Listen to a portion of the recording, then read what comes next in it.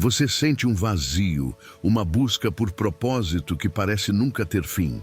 Já leu Gênesis, a história da origem do mundo, mas será que acessou os segredos divinos que o Deus Criador ali plantou?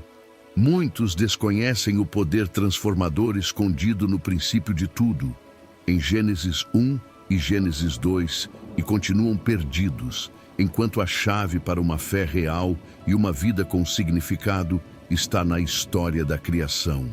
E se eu te disser que os 7 dias da criação são mais que um relato antigo, são um código divino capaz de destravar um poder espiritual imenso na sua vida hoje? Você vai descobrir por que cada detalhe do haja luz, a criação do ser humano, a imagem e semelhança de Deus e o sagrado descanso do Shabat impacta diretamente seu destino. O que você está prestes a ouvir pode redefinir sua fé e sua conexão com o Criador. Muitos assistem nossos vídeos, mas ainda não se inscreveram. Se você busca essa transformação e não quer perder revelações cruciais, clique agora em inscrever-se e ative as notificações. Não perca sua bênção. Fique até o final, porque o que será revelado sobre a criação pela palavra pode ser o que sua alma precisa para encontrar seu verdadeiro propósito divino, como planejado desde a origem do mundo. É com grande satisfação que iniciamos juntos esta jornada reflexiva sobre as maravilhas da criação, retornando ao limiar de tudo, conforme nos é revelado no livro de Gênesis. Ponderemos sobre o fato de que, antes de qualquer elemento conhecido por nós, já existia o Deus Criador, aquele que inaugura a origem do mundo. A Bíblia, em particular o Antigo Testamento, nos conduz diretamente a este cenário primordial em Gênesis 1, versículos 1 a 5, o ponto de partida da grandiosa história da criação. No princípio, criou Deus os céus e a terra, uma declaração que ressoa com poder incomensurável. A terra, contudo, encontrava-se desprovida de forma, vazia e imersa em uma escuridão profunda. Entretanto, atentemos a um detalhe crucial para a teologia da criação. O Espírito de Deus já se movia sobre a face das águas, como que preparando o cenário. Isso nos instrui que, mesmo no aparente vácuo, a presença divina está ativa, pronta para instaurar a ordem e manifestar a luz. É uma recordação pungente de que o Deus Criador tem o poder de transformar qualquer ausência. Então, sucede o primeiro ato espetacular desta criação. Daquela vastidão silente e obscura emana uma ordem divina. Haja luz. E, instantaneamente, a luz passa a existir. Compreendam bem, não se trata de um confronto mitológico, mas da inequívoca demonstração da autoridade do nosso Deus Criador, como Gênesis 1 nos elucida. A luz não emerge casuisticamente. Ela é convocada à existência pela palavra de Deus. Este é um fundamento da nossa fé e da teologia da criação, o poder da criação pela palavra. Quantas vezes nos encontramos em circunstâncias obscuras, repletas de incertezas? A mesma voz que decretou haja luz no princípio de tudo pode comunicar clareza aos nossos corações. Conforme expresso no Salmo 119, 105, lâmpada para os meus pés é a tua palavra e luz para os meus caminhos. Aquela luz primordial do primeiro dia permanece como um farol da verdade e da presença de Deus, que continua a dissipar as trevas em nossos dias. Após o surgimento da luz, o texto de Gênesis 1 relata que viu Deus que a luz era boa. Que sublime constatação! O próprio Deus Criador contempla e aprova sua obra, evidenciando que ele cria com propósito e benevolência. A luz era boa porque cumpria sua função, sendo essencial para tudo o que se desdobraria nos 7 dias da criação. Ato contínuo, Deus estabelece a separação entre a luz e as trevas, denominando a luz dia e as trevas noite. Assim se consumou o primeiro dia. Esta divisão instituiu um ritmo, uma ordem no universo em formação, uma alternância que influencia nossas vidas até o presente, um tempo para a atividade e um tempo para o descanso. Essa organização inicial já manifesta a sabedoria do Deus Criador. Em nossa peregrinação espiritual, também vivenciamos dias de discernimento e noites de provação. Mas podemos confiar que Deus estabeleceu os limites e desígnios de cada fase, e sua luz perpetuamente nos orienta. A soberania do Deus Criador sobre o caos primevo é um aspecto notável neste relato do primeiro dia em Gênesis. A terra, descrita como sem forma e vazia, o hebraico tohu va-vohu, simbolizava a ausência de ordem. Para Deus, contudo, era a tela sobre a qual sua obra-prima seria delineada. A palavra de Deus é o agente que confronta e organiza este caos. Haja luz. Não é uma súplica, mas um comando divino que estabelece o alicerce de tudo. Isto nos oferece uma perspectiva valiosa sobre os caos que enfrentamos em nossa existência. Dificuldades, crises, podem assemelhar-se a um sem forma e vazia. No entanto, a Bíblia nos assegura que o mesmo poder que trouxe luz ao mundo está à nossa disposição. O apóstolo Paulo, em 2 Coríntios 4:6, afirma que o Deus que disse das trevas resplandecerá a luz é o mesmo que resplandece em nossos corações. A criação da luz em Gênesis 1 prefigura a iluminação espiritual que Deus deseja operar em cada ser humano. Desta forma, concluímos nossa meditação sobre este impactante primeiro dia da criação. O decreto haja luz reverbera através dos tempos, um lembrete perene do poder inerente à palavra de Deus e da majestade do Deus Criador. Este episódio inaugural da história da criação, conforme narrado em Gênesis, transcende um mero evento cosmológico na origem do mundo. É uma lição vital para nossa religião e fé. Ensina-nos que nenhuma escuridão é tão impenetrável que a luz divina não possa transpassar. O Antigo Testamento está repleto de demonstrações do poder da elocução divina. Reflitamos como aplicar este princípio hoje. Perante uma encruzilhada, busquemos a luz da sabedoria divina. Este é o legado do primeiro dia. Contudo, a obra estava apenas em seu prelúdio. A luz era crucial, sem dúvida, mas o cenário carecia ainda de maior organização. E é sobre a etapa subsequente, a formação do firmamento e a separação das águas, que nos aprofundaremos em seguida. Após a manifestação da luz no primeiro dia, a história da criação, conforme narrada em Gênesis 1, versículos 6 a 8, avança para uma nova etapa de organização. O Deus Criador, em sua infinita sabedoria, volta sua atenção para a vasta expansão aquática que cobria tudo. Imaginem só, as águas primordiais ainda dominavam o cenário. Era preciso ordem, uma estrutura que permitisse o desenvolvimento da vida como a conhecemos. E assim, mais uma vez, pela força de sua palavra de Deus, ele decreta: haja um firmamento no meio das águas, e haja separação entre águas e águas. Este firmamento, muitas vezes compreendido como o céu ou a expansão atmosférica, surge como um divisor de águas, literalmente. Este é um momento crucial na origem do mundo, detalhado no Antigo Testamento, que demonstra o método divino de trazer ordem progressiva ao que antes era informe.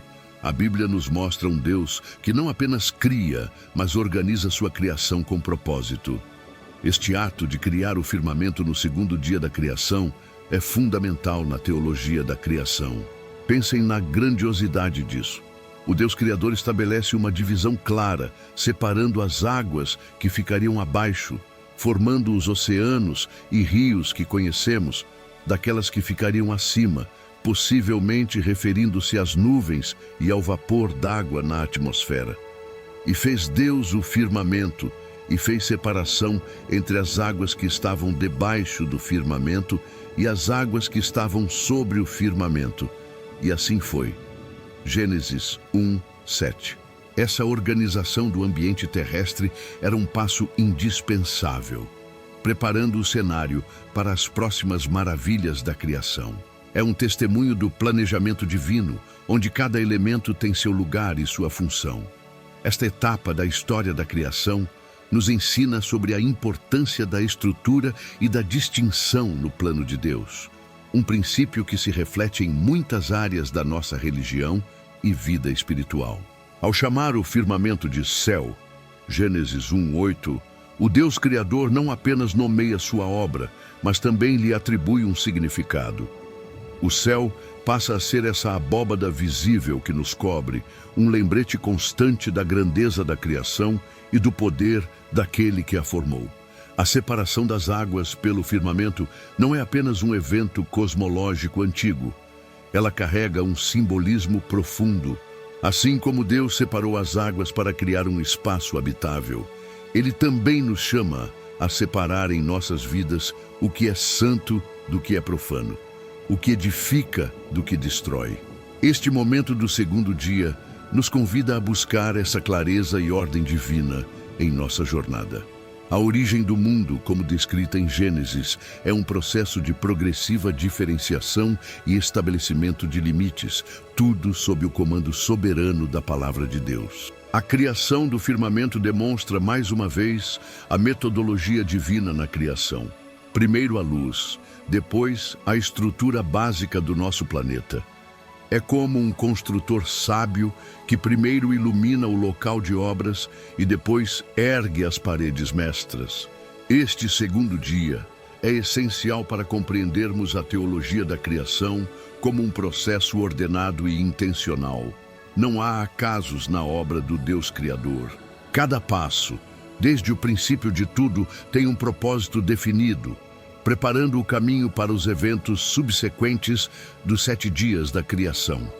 A formação do céu e a organização das águas são um prelúdio para o surgimento da terra seca e da vegetação, como veremos adiante. É um convite para apreciarmos a complexidade e a interconexão de toda a criação, um reflexo da mente do Criador. Assim, o segundo dia se encerra com o firmamento estabelecido, o céu nomeado e as águas organizadas, um passo fundamental na contínua história da criação descrita no livro de Gênesis. Este ato de separação e organização divina não é um fim em si mesmo, mas uma preparação vital. O cenário está sendo meticulosamente montado pelo Deus Criador para as formas de vida que em breve o povoariam. A Bíblia nos mostra que a beleza da criação reside não apenas em seus elementos individuais, mas na harmonia e na ordem que Deus lhes impôs. Essa fundação estabelecida no segundo dia é crucial, pois sem ela, a próxima etapa, o ajuntamento das águas para que a porção seca aparecesse, não seria possível. E é justamente para essa revelação da terra seca que nosso olhar se voltará em seguida. Com a luz estabelecida e o firmamento, ou céu, dividindo as águas, o Deus Criador avança em sua obra magnífica no terceiro dia da criação, conforme nos relata Gênesis 1, versículos 9 a 13. Agora, o foco se volta para as águas que estavam debaixo do céu. Mais uma vez, a palavra de Deus ressoa com autoridade criativa. Ajuntem-se as águas debaixo dos céus num só lugar, e apareça a porção seca. E como sempre na história da criação, assim foi. Este é o momento espetacular do surgimento da terra seca, os continentes e ilhas que conhecemos. É a origem do mundo ganhando contornos mais familiares. Um passo crucial na preparação de um lar para o futuro ser humano. A Bíblia, neste trecho do Antigo Testamento, nos mostra a precisão divina em moldar o planeta. E Deus chamou à porção seca terra e ao ajuntamento das águas chamou mares. E novamente encontramos aquela afirmação sublime. E viu Deus que era bom. Gênesis 1:10. A aprovação divina sobre sua criação é uma constante que reforça a bondade inerente ao plano do Deus Criador. A formação da terra seca não é apenas um evento geológico, Na teologia da criação, representa a provisão de um fundamento estável, um palco para a vida. Pense na beleza e na diversidade dos continentes e oceanos. Tudo isso tem sua raiz neste momento do terceiro dia. Este ato de separar e nomear demonstra o controle soberano de Deus sobre todos os elementos. Esta etapa da história da criação é fundamental para entendermos a ordem e o propósito que permeiam todo o universo, conforme revelado em Gênesis. Mas a obra do terceiro dia não para por aí. Com a terra seca estabelecida, o Deus Criador dá um passo adiante, introduzindo a primeira forma de vida, a vegetação.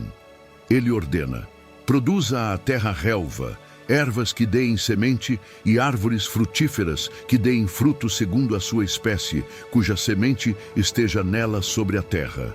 Gênesis 1:11.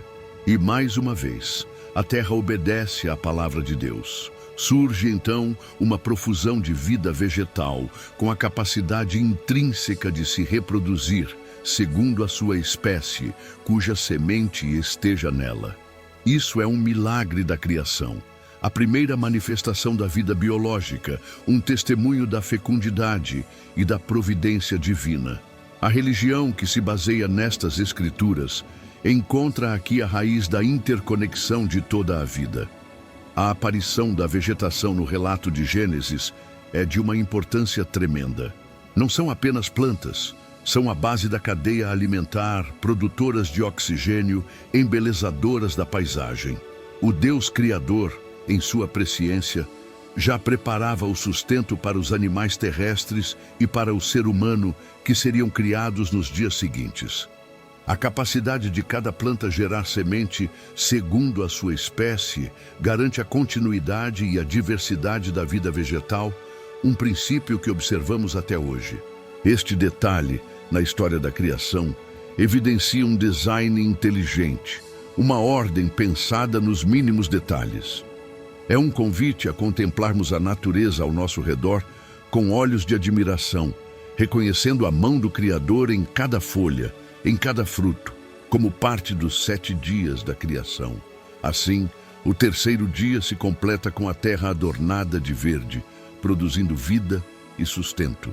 A terra seca emergiu das águas, e sobre ela brotou a vegetação em toda a sua glória inicial, tudo pela poderosa palavra de Deus. Este é um marco significativo na origem do mundo, onde vemos a transição de um planeta inanimado para um planeta que pulsa com as primeiras formas de vida. A Bíblia nos mostra um Deus Criador, que não apenas forma, mas também preenche sua criação com beleza e propósito. A preparação do cenário terrestre está avançando a passos largos, e a próxima etapa nos levará a contemplar os céus de uma nova maneira com a introdução dos luzeiros celestiais. No quarto dia da criação, conforme nos é revelado em Gênesis 1, versículos 14 a 19, o Deus Criador volta sua atenção para o firmamento, o céu que ele havia formado no segundo dia. Se no primeiro dia a luz foi criada de forma geral, agora vemos a instituição de suas fontes celestiais específicas. Disse Deus: haja luminares na expansão dos céus, para haver separação entre o dia e a noite, e sejam eles para sinais e para tempos determinados e para dias e anos. Que desígnio magnífico! A palavra de Deus mais uma vez ecoa, e os corpos celestes passam a existir. Este momento da história da criação é fundamental para a organização do tempo como o conhecemos, marcando a origem do mundo com um relógio cósmico. A Bíblia, através do Antigo Testamento, nos mostra a precisão e o propósito em cada ato criador. E assim, Deus fez os 2 grandes luminares, o luminar maior, o Sol, para governar o dia, e o luminar menor, a Lua, para governar a noite, e fez também as estrelas. Gênesis 1:16. Ele os pôs na expansão dos céus para iluminar a terra, para governar o dia e a noite, e para fazer separação entre a luz e as trevas. E como um refrão divino, viu Deus que isso era bom. A criação do Sol, da Lua e das estrelas não só provê iluminação, mas estabelece uma ordem temporal clara. Estações, dias e anos começam a ser demarcados por esses corpos celestes. Na teologia da criação, isso demonstra a sabedoria de um Deus criador que pensa em todos os detalhes para o funcionamento harmonioso de sua criação. Um dos pilares de muitas formas de religião. A importância desses luminares vai além da simples iluminação. Eles servem como sinais, como nos diz o texto de Gênesis. Ao longo da Bíblia, vemos como os corpos celestes foram usados por Deus para comunicar mensagens ou marcar eventos significativos. Pensem nos magos seguindo uma estrela até o local de nascimento de Jesus, um evento crucial narrado no Novo Testamento, mas que ecoa essa função sinalizadora estabelecida na criação.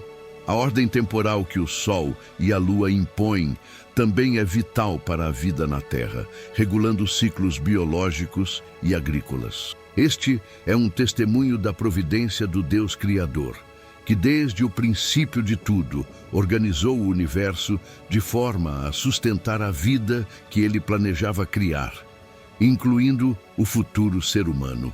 É interessante notar que a luz foi criada no primeiro dia, antes mesmo do Sol e da Lua no quarto dia. Alguns podem se perguntar como isso é possível. A teologia da criação oferece diversas interpretações, mas uma perspectiva é que a luz inicial era a própria presença manifesta de Deus, ou uma fonte de luz geral, enquanto o Sol e a Lua são fontes secundárias, instrumentos para administrar essa luz e o tempo na Terra.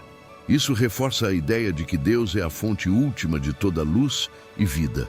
A criação dos luminares celestiais é, portanto, um ato de delegação e organização dentro da majestosa história da criação. Um passo essencial nos 7 dias da criação. E assim, o quarto dia se encerra com os céus, adornados pelo brilho do Sol, da Lua e das incontáveis estrelas. O Deus Criador estabeleceu uma ordem temporal e fontes de luz que continuam a nos servir e a nos maravilhar até hoje. Cada nascer do Sol, cada luar, cada constelação no céu noturno é um lembrete vívido deste momento da criação. A origem do mundo ganha mais um elemento de complexidade e beleza. Com a luz e o tempo organizados, e a terra já produzindo vegetação, o palco está cada vez mais pronto para as próximas maravilhas. A seguir, veremos as águas e os céus se encherem de seres viventes. No alvorecer do quinto dia da criação, conforme detalhado em Gênesis 1, versículos 20 a 23, o sopro da vida se intensifica de maneira extraordinária, com a terra seca produzindo vegetação e os luminares celestiais, Sol, Lua e estrelas, adornando o céu. O Deus Criador volta sua atenção para as águas e para o ar. A palavra de Deus, com seu poder inerente, proclama: produzam as águas abundantemente répteis de alma vivente e voem as aves sobre a face da expansão dos céus. Que cena vibrante começa a se desenrolar na história da criação. É a origem do mundo ganhando movimento e som, um testemunho da generosidade criativa divina, um ponto central na teologia da criação, apresentada no Antigo Testamento. E assim, Deus criou as grandes baleias e todo réptil de alma vivente que as águas abundantemente produziram conforme as suas espécies, e toda ave de asas conforme a sua espécie. Gênesis 1, 21.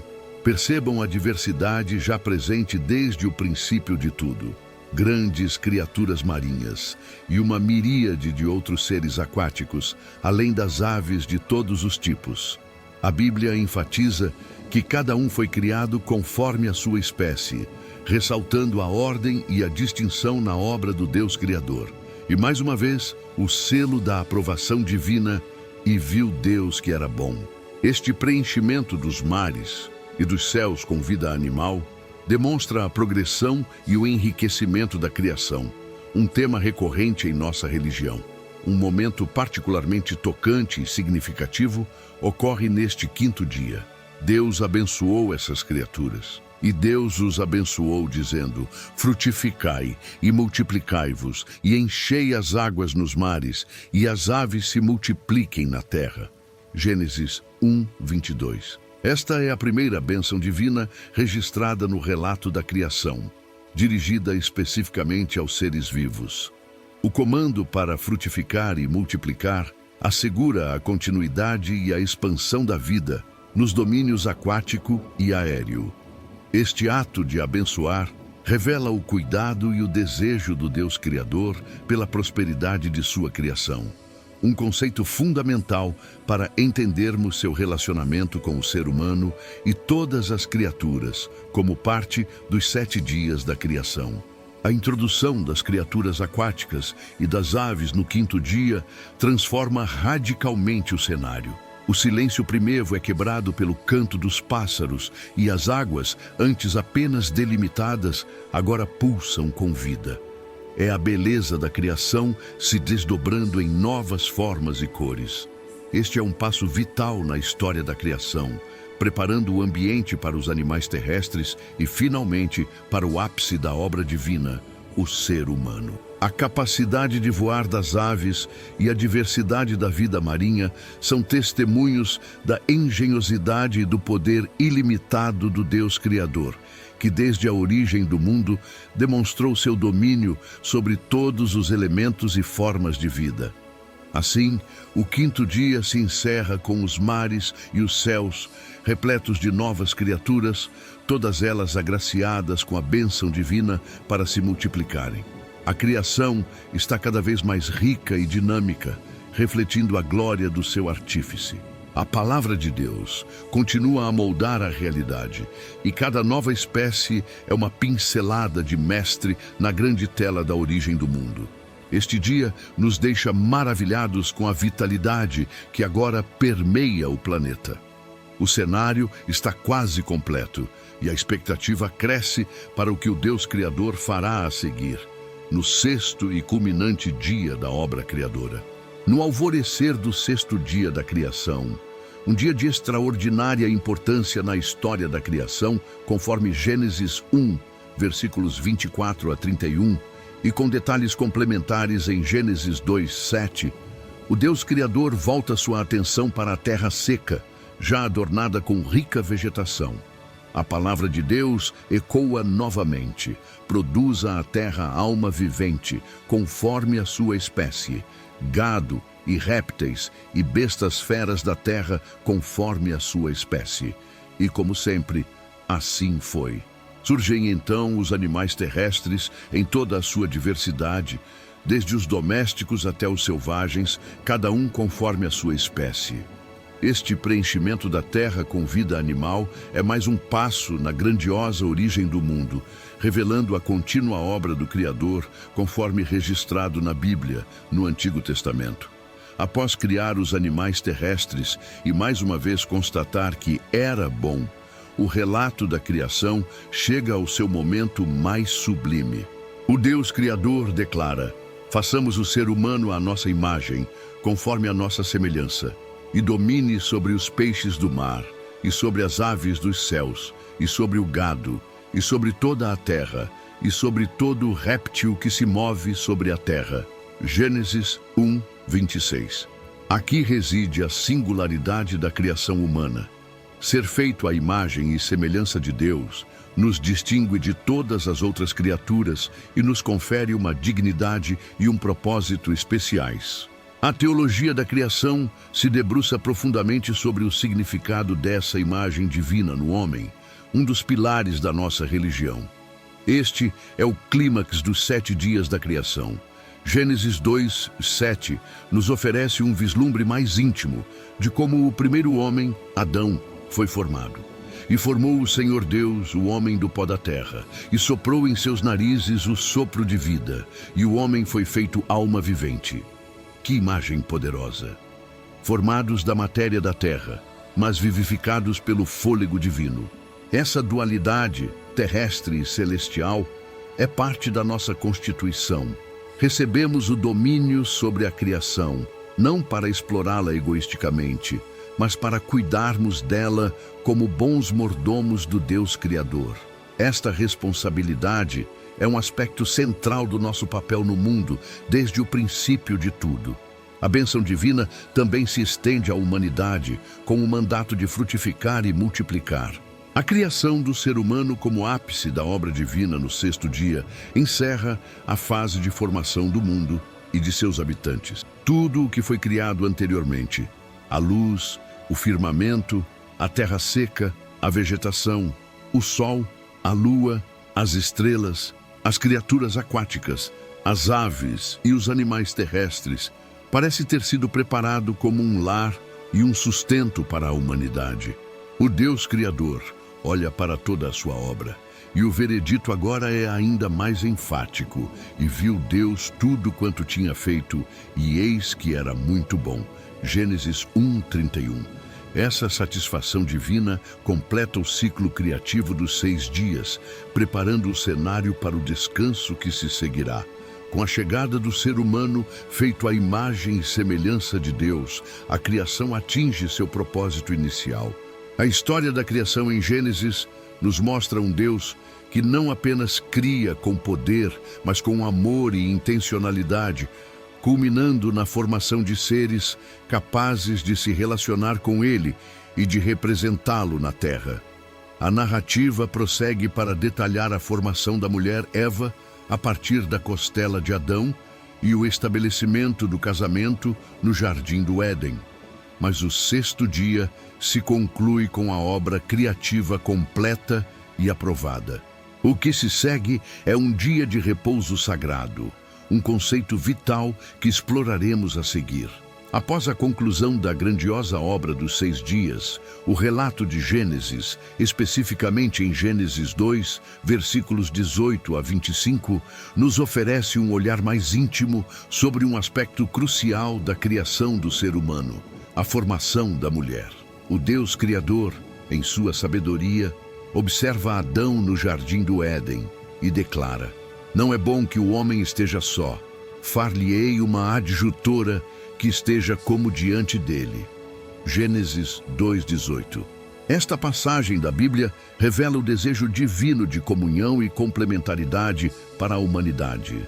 Antes da formação de Eva, Deus traz todos os animais terrestres e aves a Adão para que ele os nomeasse. Um ato que sublinha seu domínio sobre a criação, mas também evidencia que nenhum deles era a companhia idônea para ele. Então, o Deus Criador faz Adão cair em um sono profundo e de uma de suas costelas forma a mulher, Eva. Ao despertar e ver Eva, Adão exclama: esta é agora osso dos meus ossos e carne da minha carne. Esta será chamada varoa, porquanto do varão foi tomada. Gênesis 2:23. Este momento da história da criação é profundamente significativo para a teologia da criação, pois estabelece a base para o casamento como uma instituição divina. Portanto, deixará o varão o seu pai e a sua mãe, e apegar-se-á à sua mulher, e serão ambos uma carne. A união entre homem e mulher reflete uma unidade e interdependência projetadas desde o princípio de tudo. Uma linda expressão da origem do mundo social e relacional. Paralelamente a esses detalhes sobre a criação da humanidade, Gênesis 2, versículos 1 a 3, nos leva à conclusão dos 7 dias da criação. Assim os céus e a terra e todo o seu exército foram acabados. E havendo Deus acabado no dia 7º a sua obra que tinha feito, descansou no 7º dia de toda a sua obra que tinha feito. Este descanso divino, o Shabat, não é um sinal de cansaço, pois o Deus Criador é onipotente. Pelo contrário, é um ato de completude, de deleite na obra finalizada. O 7º dia é então abençoado e santificado por Deus, estabelecendo um princípio de repouso sagrado que se tornaria fundamental na religião e na vida do povo de Deus, conforme revelado no Antigo Testamento. A instituição do Shabat pelo próprio Deus Criador no sétimo dia é um presente para toda a criação, especialmente para o ser humano. Ele nos ensina sobre a importância do ritmo entre trabalho e descanso, sobre a necessidade de pararmos para contemplar a obra de Deus e para nos reconectarmos com Ele. O descanso não é ociosidade, mas uma cessação das obras ordinárias para focar no sagrado, um tempo de refrigério e renovação. Este princípio, estabelecido na origem do mundo, ecoa por toda a Bíblia, lembrando-nos que fomos criados não apenas para fazer, mas também para ser, para desfrutar da bênção divina da paz e da comunhão. A criação pela palavra culmina neste dia de repouso e santidade. Assim, com a formação de Eva a partir da costela de Adão, estabelecendo a complementaridade e o casamento, e com o sagrado descanso do Deus Criador no sétimo dia, encerra-se o ciclo da criação descrito em Gênesis 1 e Gênesis 2. A história da criação está completa, o mundo está pronto, e a humanidade, feita à imagem e semelhança de Deus, está posicionada no Jardim do Éden para viver em comunhão com seu Criador e cuidar de sua obra. Estes eventos fundamentais lançam as bases para toda a narrativa bíblica que se segue.